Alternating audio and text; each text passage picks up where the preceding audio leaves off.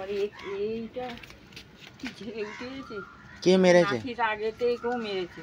হ্যাঁ নাসির না একে আগেতে মেরে মারতেই ও শুয়ে পড়ে আর উঠতে পারে না, আমি দাঁড়িয়ে আছি। তারপরে দেখি তবে নাকি ওর বউ তো বললো গেটের মুখে না, গেটের মুখে নাসির সঙ্গে যাচ্ছিল বলে ওকে নিয়ে রেখে মারতে ও শুয়ে পড়ে কাম করছিল। তারপরে ফের বলছি যা চলে যায় বলে আবার নিয়ে এসে বারান্দার কাছে ছেড়ে দিতে ওই ওই রাখিদের বারান্দায় ঢুকে বসছিল। মরে গেছে একটা কুকুর কালকে মেরে ফেলেছে মিঠুনের বউ। ওর সেই ওড়না শুকুর দিয়েছিল, এবার ও তো ঝোলে ওইরা তো ন্যাকড়া করে টেনে নিয়ে নিচে ফেলে দিয়েছে বলে এমন সেঁচে চর মেরেছে, নাক দিয়ে মুখ দিয়ে রক্ত উঠে সঙ্গে সঙ্গে মরে গেছে। রঞ্জনা বলছিল এবার জয়েন কী করেছে, ও ন্যাথা হয়ে পড়া ছিল, কালামকে তো মাল খেয়ে আছে, একে ধরে নিয়ে দেখতে চাকরি তার জয়েন বলছে এই ওটা নয় রে, সে মরে গেছে। বলছে হ্যাঁ মরে গেছে। আমি ওকে বলিনি ও কালামকে আবার গিয়ে ঝগড়া করবে। আমি বলিনি যে ও মেরেছে বলে।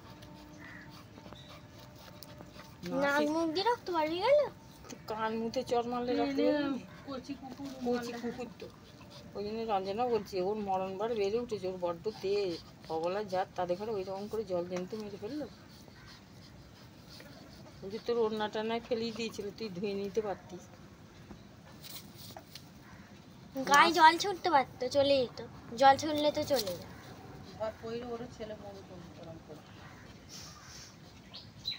জয়ন আবার নিয়ে গায়ে হাত বুলোচ্ছিল, আমি বলে এই ওকে ওরম করে নিচে ওকে মেরেছে, রাগেতে নাসির মেরেছে, ওই দিকে ফেরে এসছিল বলে, ওই দিকে এসছিল বলে নাসির আগেতে দুটো চর মেরেছে। কেন ওই তো মাংস করে এনে খাওয়ায় ওদের ঘরে। আমি লাইনে গেছি, বলছিল নামটা বলেনি, খালি বললো ওইদিকে গেলো একজন মাথায় এমন ইট মেরেছে। আমাকেও বললো ইট মেরেছে। ওই রঞ্জনা তো বললো যে এরকম সেঁটে মেরেছে, হয়তো আগে ইট দিয়ে মেরেছে, বেন্টে লেগেছে, এবার চর মেরেছে, ওই টুনি আর কতক্ষণ দিয়েছে।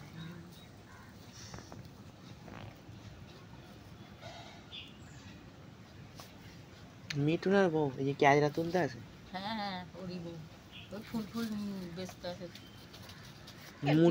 মুটকি মতন সদিলে ঝগড়া হতো দেখি, মিঠুনের মা বেঁচে থাকে কালো মতো নয়, মোটা করে। মিঠুনের বড় বউ যখন ছিল ও আসতো বলে ঝগড়া হতো ঘরে, তখন ও রাজার মিলে কাজ করতো।